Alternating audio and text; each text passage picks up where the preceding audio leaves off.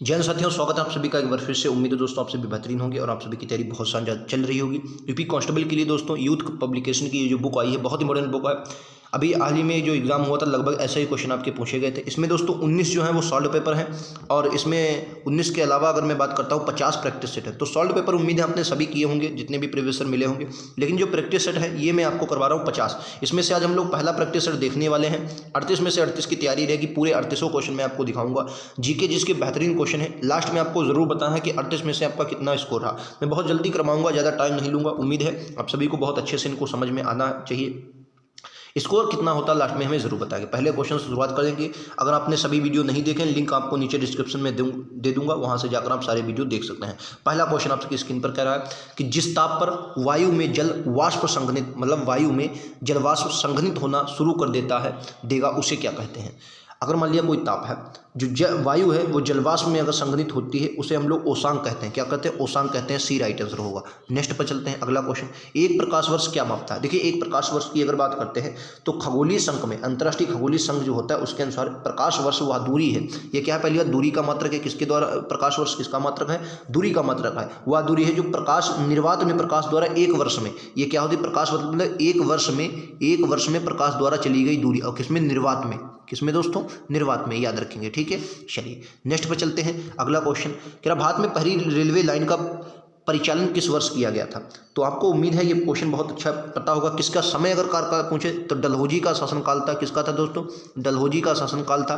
और ये बात है 1853 की, जहां से मुंबई से थाने की ओर ट्रेन चली थी। लेकिन एक क्वेश्चन और भी पूछा जाता है कि पहली रेलवे लाइन का संचालन किसने किया था। अगर संचालन पूछा जाता है तो ग्रेट इंडियन पेनिनसुला रेलवे ने। किसने दोस्तों? ग्रेट, मैं लिख देता हूँ, ग्रेट इंडियन पेनिनसुला, क्या बोलेंगे? ग्रेट इंडियन पेनिनसुला रेलवे ने किया था। याद रखेंगे, ठीक है। चलिए अगला क्वेश्चन, बुद्ध ने अपना पहला उपदेश कहाँ दिया था। बताएंगे राइट आंसर क्या होगा। अगर बुद्ध ने पहला उपदेश पूछे तो कहाँ दिया था? सारनाथ में, ठीक है। याद रखेंगे, सारनाथ में। जन्म इनका लुम्बिनी में हुआ था, ठीक है। जन्म इनका लुम्बिनी में हुआ था, यह भी बात आप सभी को याद रखना। चलिए नेक्स्ट पर चलते हैं।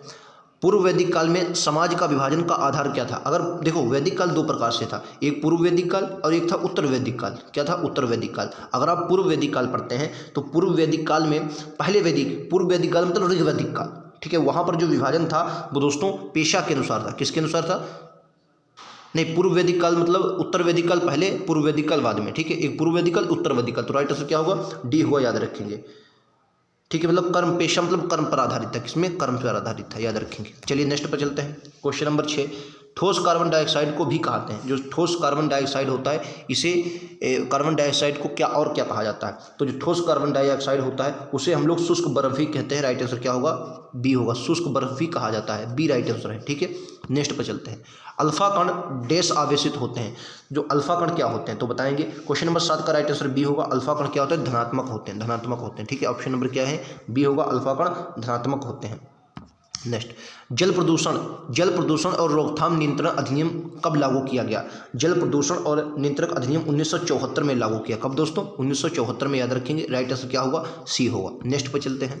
निम्नलिखित में से अकबर के दरबार में मुख्य चित्रकार कौन थे। तो अकबर के दरबार की अगर बात करते हैं उसमें मुख्य चित्रकार दशवंत और वशावंत थे। दशवंत और वशावंत थे। इसमें दशवंत नाम दिया है, एक और नाम लिख लीजिए, वशावंत। क्या नाम था उनका? वशावंत। बहुत इंपॉर्टेंट नाम है जो आपके एग्जाम में पूछ लिया जाएगा। वशावंत थे, अकबर के मुख्य चित्रकार थे, ठीक है। चलिए नेक्स्ट पर चलते हैं। लॉर्ड कजन द्वारा जारी बंगाल प्रांत में 2 भागों में विभाजित करने का आदेश कब दिया गया था। आदेश कब दिया गया तो क्या बोलेंगे? 20 जुलाई 1905। कब दिया गया दोस्तों? 20 जुलाई 1905 को 2 भागों में विभाजित करने की घोषणा की थी। कब की थी? 20 जुलाई। ये कई बार एग्जाम में ये भी पूछ लिया था, 20 जुलाई, ठीक है। चलिए नेक्स्ट पर चलते हैं। वीडी सावरकर द्वारा 1904 में संगठित क्रांतिकारी का गुप्त समुदाय के किस नाम से जाना जाता था। तो क्या बोलेंगे? अभिनव भारत। अभिनव भारत किसका? वीडी सावरकर का, ठीक है। वीडी सावरकर 1904। अभिनव भारत बहुत इंपॉर्टेंट है। युगांतर एक पत्रिका थी, याद रखेंगे। नेक्स्ट पर चलते हैं। मकर संक्रांति का त्यौहार प्रतिवर्ष निम्नलिखित में से किस महीने में मनाया जाता है। तो अगर मकर संक्रांति की बात करता हूँ तो राइट आंसर विकल्प उत्तर डी होगा। जनवरी में मनाया जाता है मकर संक्रांति, ठीक है। नेक्स्ट पर चलते हैं। लाइकेन डैश प्रकार का संबंध एक उदाहरण है। लाइकेन क्या है? लाइकेन जो होता है ये आपको उम्मीद है पता होगा। लाइकेन जो होता है ये सहोपकारिता होती, क्या बोलेंगे, सहोपकारिता होती, म्यूचुअलिज्म बोलते हैं, ठीक है। इसमें क्या होता है, लाइकेन नीले हरे शैवाल और कवक के तंतुओं के बीच एक मिश्रित सहजीव संबंध करते हैं। कवक और शैवाल के सहजीवन से संबंधित लाइकेन होते हैं। राइट आंसर क्या होगा, डी होगा। नेक्स्ट पर चलते हैं।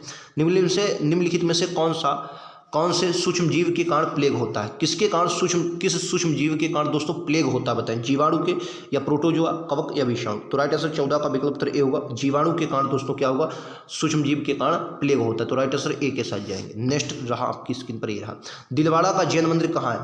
माउंट आबू में अरावली पर्वत पर देखने को मिलता है दिलवाड़ा का जैन मंदिर। ऑप्शन नंबर ए इस क्वेश्चन का राइट आंसर होगा, ठीक है।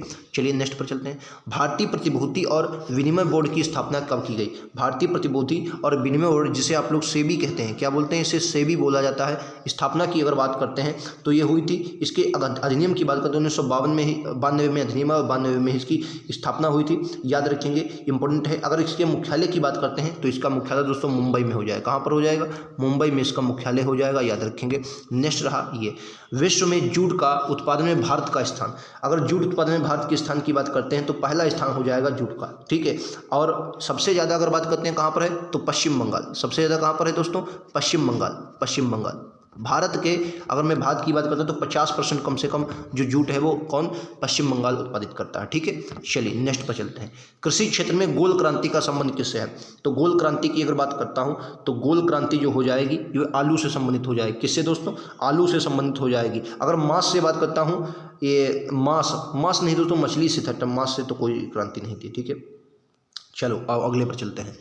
भारत में आर्थिक विकास के लिए एक शहरीकरण किस पंचवर्षीय योजना का उद्देश्य था? भारत में आर्थिक विकास के लिए शहरीकरण किस पंचवर्षीय योजना का उद्देश्य था? ऑप्शन आपको आगे मिलेंगे। 19 का राइट आंसर क्या हो जाएगा बोलेंगे। तो अगर मैं बात करता हूं आर्थिक विकास के लिए शहरीकरण 11वीं पंचवर्षीय योजना थी। राइट आंसर क्या होगा? ए होगा। और इसका कार्यकाल 2007 से 2012 तक था। 2007 से 2012 तक था, याद रखेंगे, ठीक है। चलिए नेक्स्ट पर चलते हैं। कंगारू किस देश का राष्ट्रीय प्रतीक है? कंगारू आपको पता होगा, जब वहाँ की टीम खेलने आती है तो आप लोग क्या करते हैं, कंगारू की टीम आई है। राइट आंसर क्या होगा? ऑप्शन नंबर डी ऑस्ट्रेलिया का हो जाएगा। कंगारू कहाँ का हो जाएगा? ऑस्ट्रेलिया का। कौन सा दर्रा सिक्किम को चीन के तिब्बत स्वैत से जोड़ता है, मतलब तिब्बत से जोड़ता है? कौन सा दर्रा? सिक्किम। तो इसमें नाथुला, जेलेपला, ये सिक्किम के दो बहुत बेहतरीन दर्रे हैं, मतलब इंपॉर्टेंट है। तो नाथुला है, यही सिक्किम का एक दर्रा है। एक और जेलेपला, ये बहुत इंपॉर्टेंट है, ये भी सिक्किम का, ठीक है, याद रखें। जो जिला जम्मू कश्मीर का चांगला या अरुणाचल प्रदेश का हो जाएगा। नेक्स्ट पर चलते हैं। निम्नलिखित में से कौन सी नदी डेल्टा नहीं बनाती है? नर्मदा, ताप्ती, ये जो नदियां हैं, नर्मदा हो गया, तापी हो गया, ये नदियां हैं, ये सेंचुरी का निर्माण करती हैं। बाकी कावेरी, महानदी और गंगा ये आपकी डेल्टा बनाती हैं। देखो मैं आपको बता दूं, जो नदियां दोस्तों बंगाल की खाड़ी में गिरेंगी, बंगाल की खाड़ी में, ठीक है, वो क्या बनाएंगी? डेल्टा बनाएंगी। और जो अरब सागर में गिरती हैं, अरब सागर, जैसे नर्मदा कहाँ गिरती है? अरब सागर में गिरती है, तो ये आपकी असंचुरी बनाएगी, ये डेल्टा नहीं बनाएगी। ऑप्शन नंबर बी के साथ चलते हैं। नेक्स्ट पर चलते हैं। जोग जलप्रपात किस नदी पर है? जोग जलप्रपात किस नदी पर है? तो याद रखेंगे, ये कर्नाटक राज्य की बात करते हैं, कर्नाटक में पड़ता है जोग। इसका एक नाम गरसोप्पा भी है, याद रखेंगे, कर्नाटक पर है, ठीक है। शरावती नदी पर, याद रखेंगे, शरावती नदी पर पड़ता है, इंपॉर्टेंट है, आपको याद रखना है, ठीक है। चलिए अगले क्वेश्चन पर चलते हैं। ये 21 हो गया, 22, 23, 24वां क्वेश्चन शायद रह गया, 24वां रह गया दोस्तों। ये देखिए, ब्यूनस आयर्स किस देश की राजधानी है? ब्यूनस आयर्स, अगर मैं बात करता हूँ बोलीविया की राजधानी बहुत इंपॉर्टेंट है, लापाज है। विश्व की सबसे ऊंचाई पर स्थित राजधानी बोलीविया की लापाज है। अर्जेंटीना की दोस्तों ब्यूनस आयर्स हो जाएगी। वेनेजुएला की अगर पूछी तो कराकस, वेनेजुएला की क्या हो जाएगी दोस्तों? काराकस, वेनेजुएला की राजधानी है। ब्राजील की ब्राजीलिया हो जाएगी, क्या हो जाएगी? ब्राजीलिया, तो इसकी आपको पता होगा, ब्राजीलिया हो जाएगी ब्राजील की, ठीक है। राइट आंसर सी होगा। आइंस्टीन का नोबेल पुरस्कार किस खोज के लिए दिया गया था? आइंस्टीन को नोबेल पुरस्कार 1921 में नोबेल पुरस्कार से सम्मानित किया गया था, याद रखेंगे, 1921 में दिया गया था आइंस्टीन को नोबेल पुरस्कार प्रकाश वैद्युत उत्सर्जन सिद्धांत के लिए। ऑप्शन नंबर ए के साथ जाएंगे, प्रकाश वैद्युत उत्सर्जन सिद्धांत के लिए, ठीक है। चलिए अगले पर चलते हैं। किस वर्ष में भारत सरकार अधिनियम 1935 में प्रावधानों के अनुसार भारत का संघीय न्यायालय स्थापित किया गया था? तो स्थापित कब किया गया अगर पूछा जाए तो क्या बोलेंगे? 1937 में स्थापित किया गया था, याद रखेंगे। इसमें 3 न्यायाधीश और 2 अन्य न्यायाधीश, इसमें कुल मिलाकर 3 थे, ठीक है, 3, जिसमें एक मुख्य न्यायाधीश और 2 अन्य न्यायाधीश थे, ठीक है, याद रखें। नहीं दोस्तों, एक मुख्य न्यायाधीश सहित 3 अन्य थे। चेमेस्टर, लेमेस्टर और हाइड, ये 3 अन्य थे, और एलिजा एम्पे पहले मुख्य न्यायाधीश थे। ठीक, याद रखेंगे। राइट आंसर विकल्प डी होगा। भारत के संविधान का अनुच्छेद 66 निम्नलिखित में से किससे संबंधित है? संसद का प्रावधान है, संसद का संविधान, राष्ट्रपति का चुनाव, संसद के दोनों सदनों की अवधि, भारत के अटॉर्नी जनरल। तो राइट आंसर विकल्प उत्तर बी होगा। उपराष्ट्रपति से संबंधित है, याद रखें, उपराष्ट्रपति से संबंधित है, उपराष्ट्रपति के चुनाव से संबंधित है। ठीक है, बाकी उपराष्ट्रपति के बारे में आपको पता होगा, राज्यसभा का सभापति होता है। नेक्स्ट क्वेश्चन नंबर 29, भारतीय संविधान का अनुच्छेद 19 कितने प्रकार की स्वतंत्रता देता है? देखो, अगर मूल संविधान में पूछा जाए, मूल संविधान में कितने प्रकार की स्वतंत्रता है? 7 प्रकार की। संपत्ति वाली जो स्वतंत्रता है वो हटा दिया है। वर्तमान में 6 ही प्रकार की स्वतंत्रता है, ये भी बात आप सभी को याद रखना है। ठीक है, बोलने का अधिकार, शांतिपूर्ण सम्मेलन का अधिकार, संघ बनाने का अधिकार, भारत के किसी क्षेत्र में रहने का अधिकार, वहाँ पर आपको निवास मतलब घूमने का अधिकार, फिर रहने का अधिकार और अपनी आजीविका चलाने का अधिकार। ये 6 अधिकार हैं। ठीक है, अगला क्वेश्चन यूपी से संबंधित है। निम्नलिखित में से कौन सा स्मारक उत्तर प्रदेश में स्थित यूनेस्को द्वारा विश्व धरोहर स्थल में शामिल है? सारनाथ का स्तूप, इलाहाबाद का किला, वाराणसी या ताजमहल?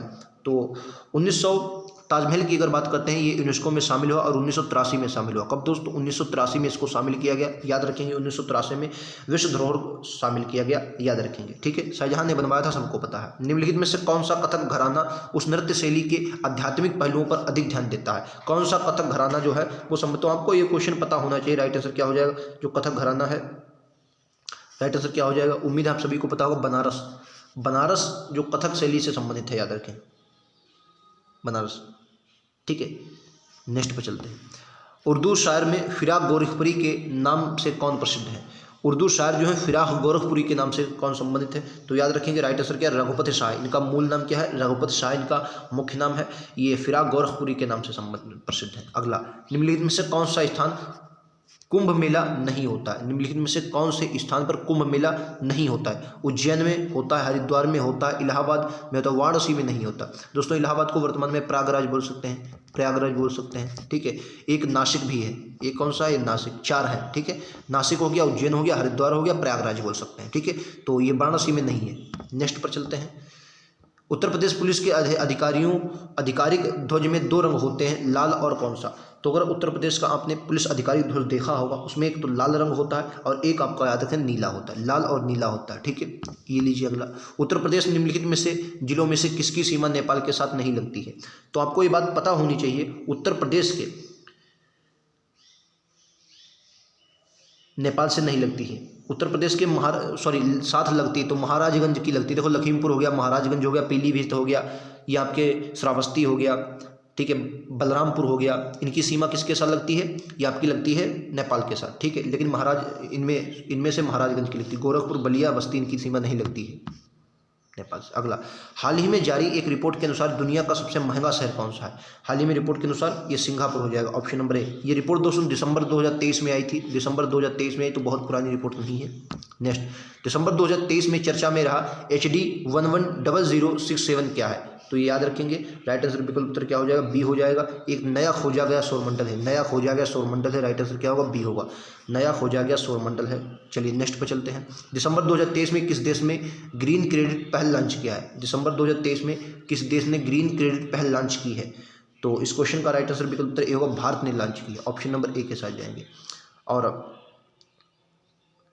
तो यहीं तक हमारे 38 क्वेश्चन थे। इनमें से आपका स्कोर कितना रहा हमें ज़रूर बताएंगे। दोस्तों, मैंने जल्दी इसलिए की है ताकि मुझे पता है कि तैयारी आपकी बहुत अच्छी हो चुकी है, सिर्फ आपको प्रैक्टिस की ज़रूरत है। वो प्रैक्टिस मैं आपको लगातार करवा दूंगा। बहुत अच्छे क्वेश्चन थे, कितना स्कोर किया ज़रूर बताएं। मिलते हैं अगले वीडियो में, आज के इतना ही। थैंक यू दोस्तों, जय हिंद, जय भारत।